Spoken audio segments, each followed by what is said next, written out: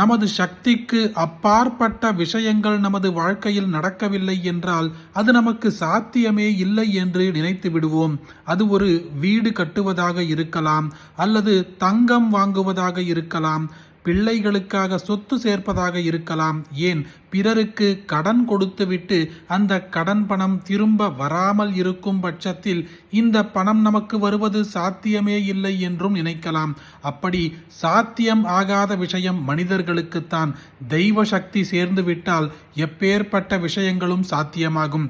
அப்படியாக சாத்தியமே இல்லை என்று நினைத்த காரியம் கூட உடனே நடக்க நாம் சொல்ல வேண்டிய ஸ்ரீ தத்தாத்ரேய மந்திரத்தை இன்றைய பதிவில் பார்ப்போம். ஓம் ஜட்டாதரம் பாண்டுராங்கம் சூலஹஸ்தம் கிருபாநிதிம் சர்வரோகஹரம் தேவம் தத்தாத்ரேயமஹம் பஜே. அஸ்ய ஸ்ரீ தத்தாத்ரேய ஸ்தோத்திர மகாமந்திரஸ்ய भगवान् नारद ऋषिः अनुष्टुप् छन्दः श्रीदत्तः परमात्मा देवता श्रीदत्तात्रेय प्रीत्यर्थे जपे विनियोगः. श्रीनारद उवाच जगदुद्भक्तिकर्त्रे च स्थितिसंहारहेतवे भवपाशविमुक्ताय दत्तात्रेय नमोऽस्तु ते.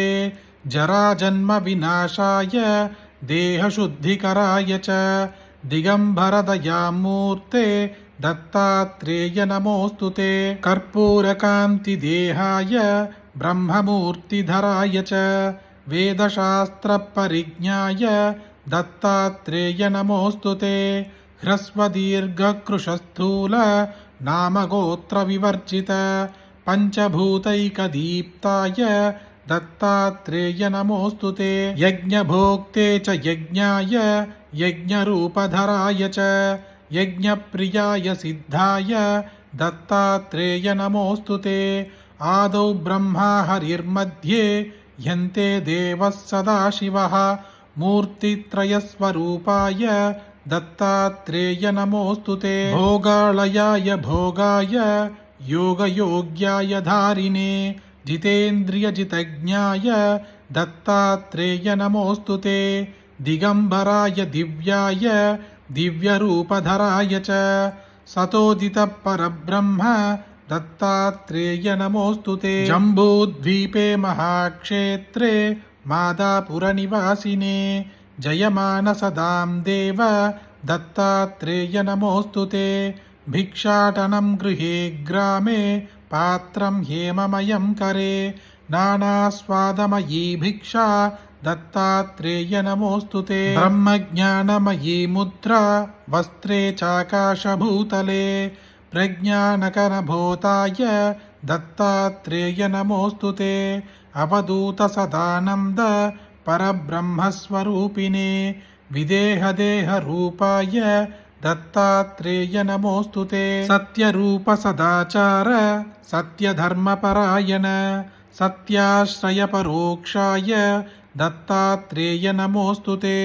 शूलहस्तगदापाणे वनमालासुगन्धर यज्ञसूत्रधर ब्रह्मन् दत्तात्रेय नमोऽस्तु ते. क्षराक्षरस्वरूपाय परात्परधराय च दत्तमुक्तिपरस्तोत्र दत्तात्रेय नमोऽस्तु ते.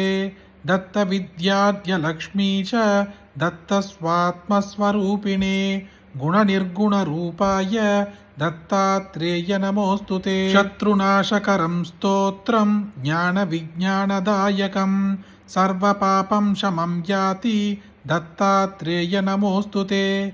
इदं स्तोत्रं महद्दिव्यं दत्तप्रत्यक्षकारकं दत्तात्रेयप्रसादाच्च नारदेन प्रकीर्तितम् इति श्रीनारदपुराणे நாரதவிரச்சிதம் ஸ்ரீ தத்தாத்ரேய ஸ்தோத்திரம் சம்பூர்ணம். இந்த சக்தி வாய்ந்த தத்தாத்ரேய ஸ்தோத்திரமானது ஸ்ரீ நாரத புராணத்தில் சாக்ஷாத் நாரதரே எழுதிய ஸ்தோத்திரம். இது மிகவும் சக்தி வாய்ந்த ஸ்தோத்திரம். நமது வாழ்க்கையில் எப்பேற்பட்ட பெரிய விஷயமாக இருந்தாலும் அது சாத்தியமில்லை என்று நாமே நினைத்து விட்டாலும் கூட இந்த ஸ்தோத்திரத்தை பக்தியோடு ஒருமுறை கேட்டாலோ சொன்னாலோ சாத்தியமாகாத விஷயங்கள் கூட நமது வாழ்க்கையில் நடக்கும். அப்படிப்பட்ட அற்புதமான இந்த ஸ்தோத்திரத்தை உங்களுக்கு தெரிஞ்ச எல்லாருக்கும் கட்டாயம் பகிருங்க.